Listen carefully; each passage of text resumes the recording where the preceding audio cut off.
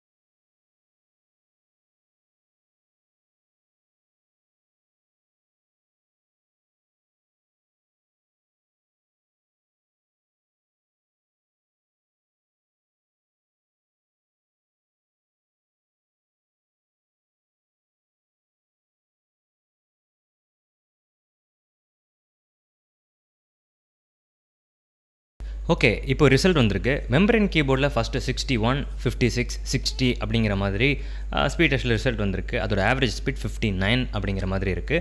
Mechanical கீபோர்டில் வந்து 54, 62, 63, average speed 59.667. So average ஸ்பீடில் பார்க்கும்போது மெக்கானிக்கல் கீபோர்டு தான் வின் பண்ணுது. இது ரொம்ப லைக் ஒரு பர்ஃபெக்டான ஒரு ஆவரேஜ் அப்படிங்கிற மாதிரி சொல்ல முடியாது. ஏன்னா ரீசெண்டாக கொஞ்சம் நாளாக நான் வந்து இந்த கீபோர்ட் தான் யூஸ் பண்ணிட்டு இருக்கேன். அந்த கீபோர்ட் டைப் பண்ணும்போது நான் நிறைய மிஸ்டேக்ஸ் போட்டுறதே நீங்கள் கண்டிப்பாக பார்த்துருப்பீங்க. அதுக்கப்புறம் இன்னொரு விஷயம் என்ன அப்படின்னா, ஹையஸ்ட்டாக உள்ள நம்பர்ஸ், ஹையஸ்ட்டாக உள்ள 2 நம்பர் அப்படின்னு பார்த்தோம்னாலும் மெக்கானிக்கல் கீபோர்டில் 62, 63 இருக்குது. ஸோ டாப் ரேஞ்சில் உள்ள அந்த லைக் ஹையஸ்ட் ஸ்பீட்லையும் மெம்பரேன் வரவே இல்லை. பட் அதே டைமில் லோவர் மோஸ்ட் அப்படின்னு சொல்லி பார்க்கும்போது அது மெக்கானிக்கல் தான் இருக்குது. ஸோ மெக்கானிக்கல் கிட்டத்தட்ட அந்த 54 ரொம்ப லோவர் பாட்டம், அதுக்கு மேலே டாப் லெவல்லையும் அது இருக்குது அப்படிங்கிற மாதிரி இருக்குது. அதுக்கு நடு லேயரில் தான் அந்த மெம்பரேன் கீபோர்டு ரேஞ்ச் வந்துட்டு இருக்கு. ஸோ இன்னொரு முக்கியமான சில டீட்டெயில்ஸ் என்னலாம் அப்படின்னு சொல்லி பார்த்தீங்கன்னா, இது வந்து மெக்கானிக்கல் ஃபீல் மெம்பரேன் கீபோர்டு அப்படிங்கிற மாதிரி சொல்லுவாங்க. ஸோ இந்த கீபோர்டுக்கும் இந்த ஆக்டிவேஷன் ப்ரெஷராக, ஸோ எவ்வளோ ப்ரெஷர் கொடுத்தா இது ஆக்டிவேட் ஆகும் அப்படிங்கிற அந்த ப்ரெஷரும் இதில் உள்ள அந்த ப்ரெஷரும் கிட்டத்தட்ட ஈக்குவலாக தான் இருக்கும். ஸோ இந்த கீபோர்டு தான் நான் முன்னாடி யூஸ் பண்ணிட்டு இருந்தேன், மெக்கானிக்கல் கீபோர்டுக்கு முன்னாடி. எனக்கு இங்கேருந்து அங்கே போகும்போது உண்மையிலே இது மெக்கானிக்கல் கீபோர்டு அப்படிங்கிற மாதிரி தெரியல அப்படிங்கிற மாதிரி எனக்கு ஒரு டிஃப்ரென்ஸ் இருந்துச்சு. அந்தளவுக்கு இது ரொம்பவே சாஃப்டான ஒரு கீபோர்டு தான்.